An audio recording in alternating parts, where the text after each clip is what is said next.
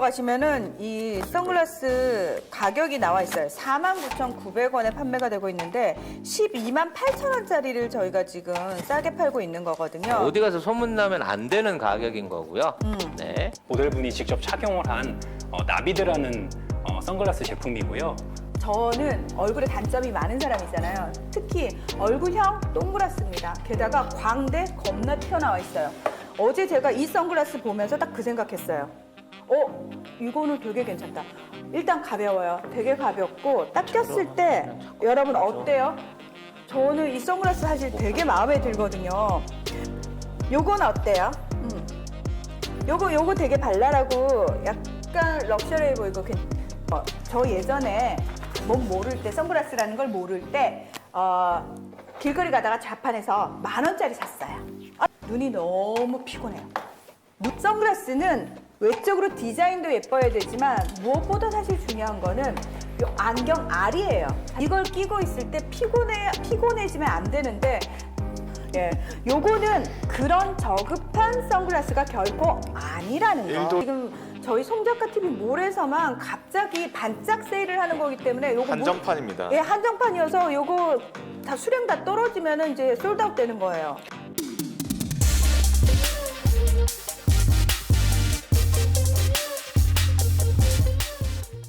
중소기업 수출이 역대 최대라고 합니다. 네. 역대 최대. 네. 이것도 역대 최대. 이것도 역대입니다. 그냥 1년 네. 전이랑 다른 정권이랑 비교가 아니라 네. 건국 이후에 단군 이래 단군 이래 중소기업이 이렇게 매출을 많이 헌정 사상 올린 적이 없습니다. 최초, 여러분. 예.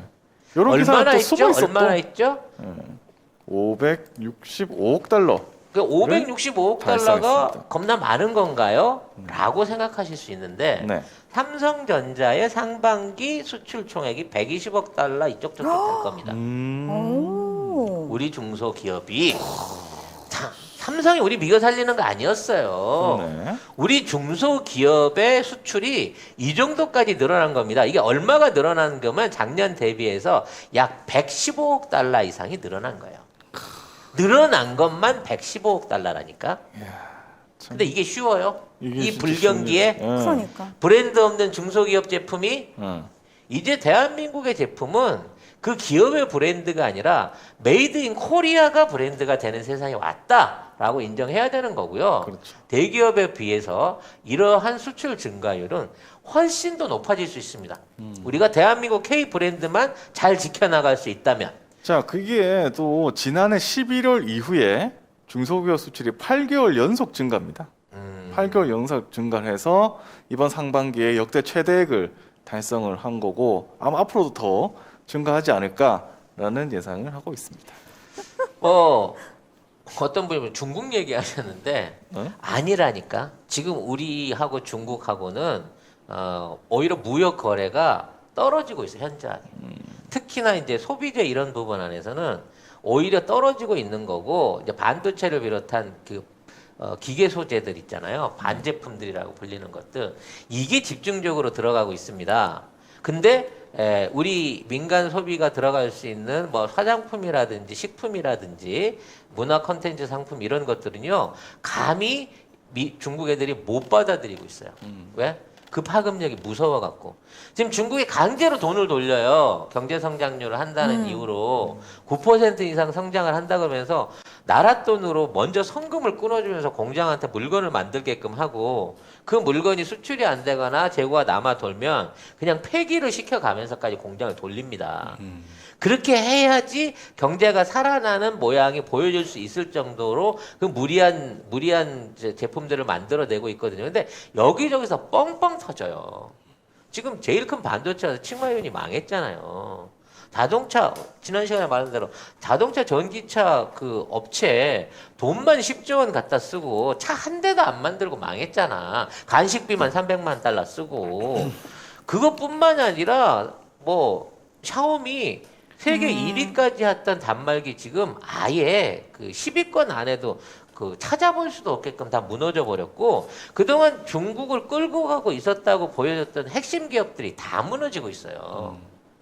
이러한 상황 속에서 대한민국의 수출이 미주 지역과 그러니까 그동안 없었던 미주 지역과 유럽 이런 지역을 그 필두로 해갖고 엄청난 속도로 늘어가고 있고 이 증가 추세가 안 떨어질 것 같다는 얘기죠. 네. 근데 보면은 네, 댓글에도 사실 좀 나왔는데 저도 이 얘기 들으면서 너무 좋고 일단 신이 나는데 항상 그 마음속에 아쉬운 부분이 뭐냐면 그래서 그게 그 중소기업에 근무하는 우리 노동자들에게 그 이득이 좀 돌아갔으면 하는 마음이 들어요. 사실은 늘 그 마음이 있어요. 왜냐하면 복지 차이가 너무 심하게 나니까 대기업하고 중소기업하고. 그렇죠. 이게 예. 약자를 배려하는 문화가 돼야 됩니다. 일단 최저임금부터 시작해가지고 그 다음에 중소기업체가 해줄 수 있는 직원의 복지 또 그걸 못 해준다고 하면 고용에 대한 보조금 같은 형태로라도 반드시 그 역할을 할 수 있는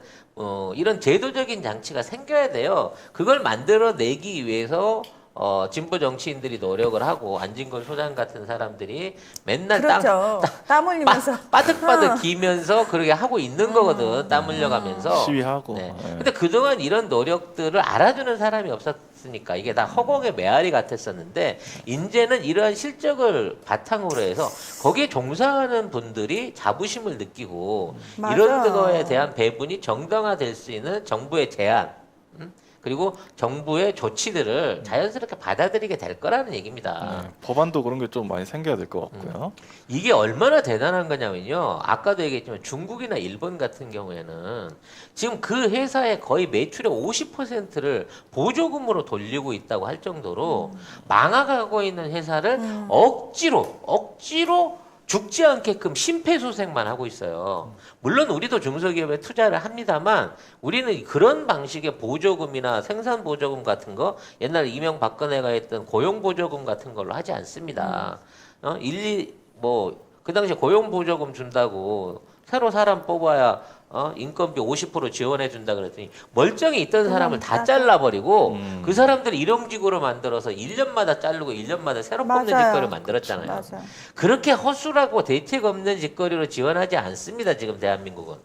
그렇기 때문에 이와 같은 상승세들이 꾸준히 이어질 수 있어야 그동안 대기업 위주로만 돼 있던 우리나라 전체 수출 매출의 70~80% 이상 차지했던 대기업 매출하고 고용을 70% 차지하고 있는 중소기업의 매출이 최소한 똔똔이 정도는 될 수 있는 규모로 가야 그 다음에 임금 수준이라든지 복지 차이 같은 걸 극복할 수 있거든요. 그렇죠. 그렇게 해야지 좀 그게 극복이 돼야지 사람들의 인식도 좀 달라질 수 있는 거고 그렇게 될 것인데 뭐 자, 늘어난 분야들을 한번 찾아볼게요. 중소기업 네. 수출 분야에서. 화장품. 네. 화장품은 27억 1천만 달러로 전년 동기 대비 17.1% 증가해서 반기 기준 역대 최고 실적을 달성을 했습니다. 화장품. 특히 미국, 중국, 일본, 그다음에 베트남, 러시아 요렇게 수출이 확대가 됐네요. 이건 뭐 전통적인 시장인 거고요.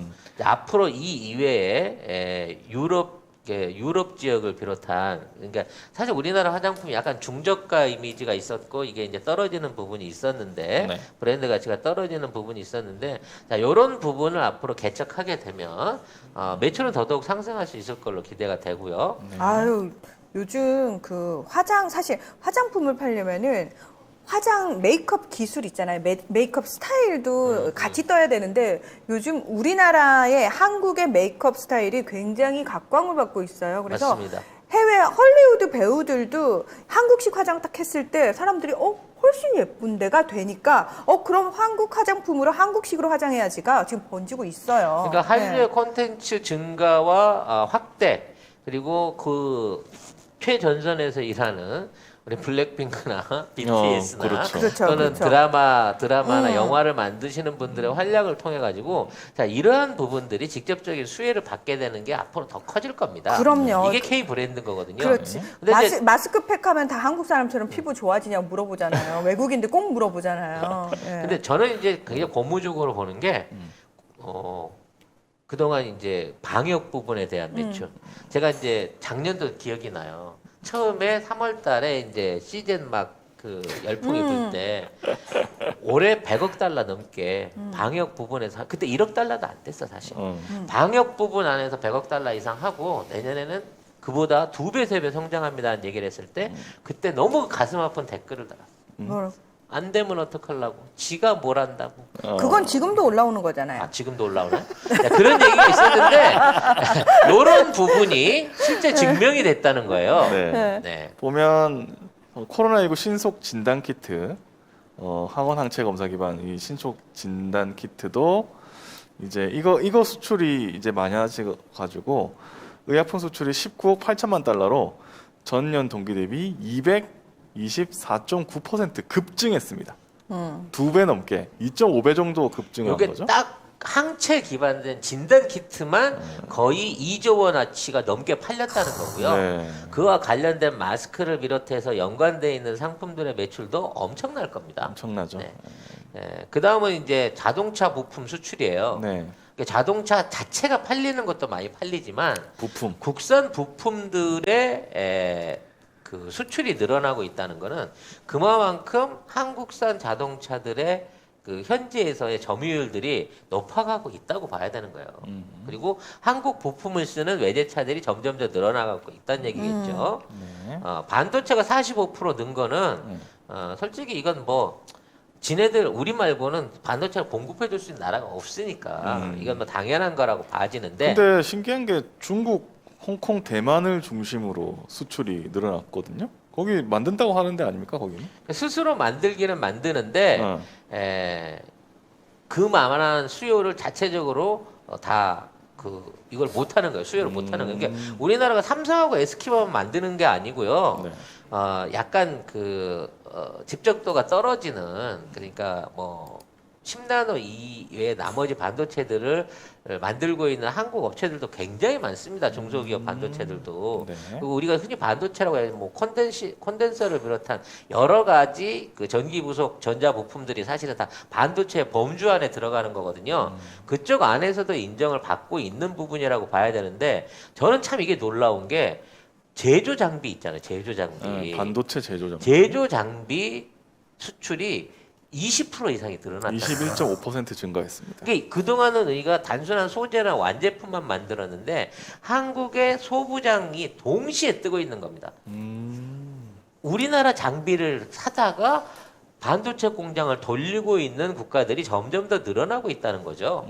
이게 감소 추세여 갖고 우리나라 반도체 업계 미래가 없다 뭐 이런 얘기들이 꽤 많았었거든요. 그리고 우리나라 업체들이 중국으로 들어간다 그래갖고 중국으로 많이 맞아요. M&A 돼서 그 당시 반도체 업체에 들어간다 그랬어요. 근데 이게 역전되기 시작했다는 거죠. 그래서 이 모든 것들이 이제 전반적으로 좋은 방향으로 흘러가고 있고 제일 중요한 거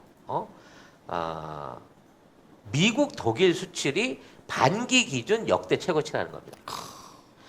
원래 이제 미국은 우리한테 무역 흑자국이긴 했습니다만 네. 이 정도의 규모는 아니었는데 미국과 독일이 역대 최고치를 달성했다는 얘기는 사실상 유럽과 미주 대륙의 한국산 제품들이 중국산이나 일본산을 밀어내고 상륙해서 점유율을 높일 수 있는 그 시점에 섰다라고 볼 수 있는 거란 말이죠. 그러네요.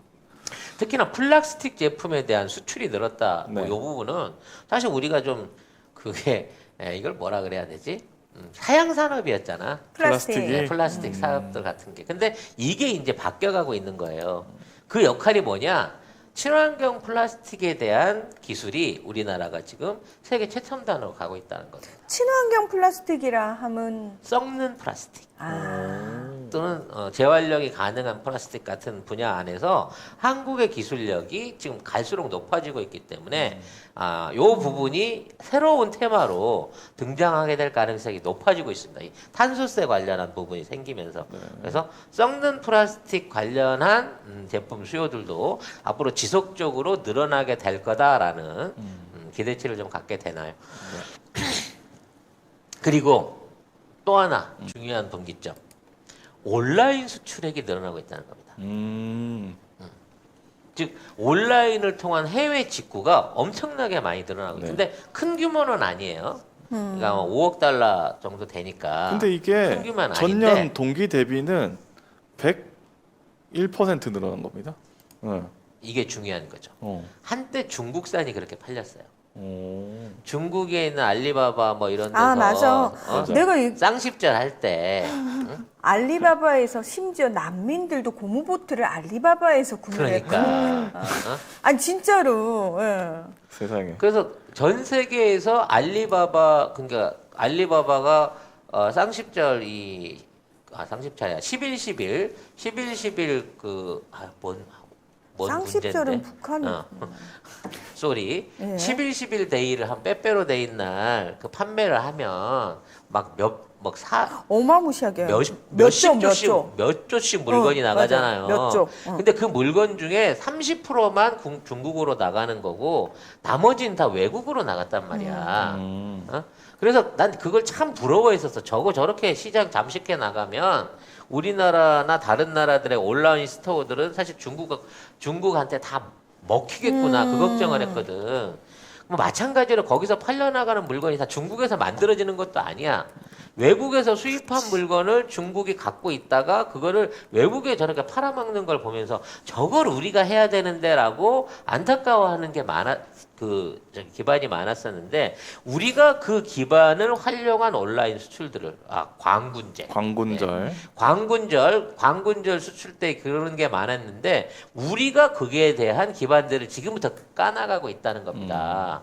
그래서 이 부분을 우리가 빨리 확대해야 된다. 한국도 블랙 프라이데이나 광군제 같은 한국산 제품들을 전 세계에 한 번씩 팔 수 있는 할인을 위한 일종의 이벤트 같은 것들을 만들고 이걸 통해 갖고 배송에 미치는 문제, 서버에 미치는 문제, 결제에 미치는 문제들을 빨리 준비할 때가 됐다 이제는 라고 하는 근데 우리도 희망적인 무슨 얘기를 뭐 해보겠습니다. 있지 않나요? 무슨 뭐 K 뭐 해가지고 뭐 있던데? 약해. 약해요? 이걸 하려고 하면 네. 진짜 그 엔터테인먼트부터 시작해갖고 구글이나 구글이나 아마존 같은 업체들 이런 업체들하고 아예 공동으로 기획을 해야겠지. 세계적인 플랫폼을 갖추고 대대적으로 있는. 한다. 그래서 대대적으로 할 수 있는 기회를 만들어 가지고 이러한 방식으로 이걸 풀어 나가면 이게 앞으로 세계 시장을 주도할 수 있는 엄청난 시장이 될 거다. 그리고 그걸 보고 우리나라의 이러한 그 기대를 가지고 사람들이 투자를 하고 있는 게 아니냐라는 생각을 해보게 됩니다. 그래서 결국 주식이 잘 될 것이다.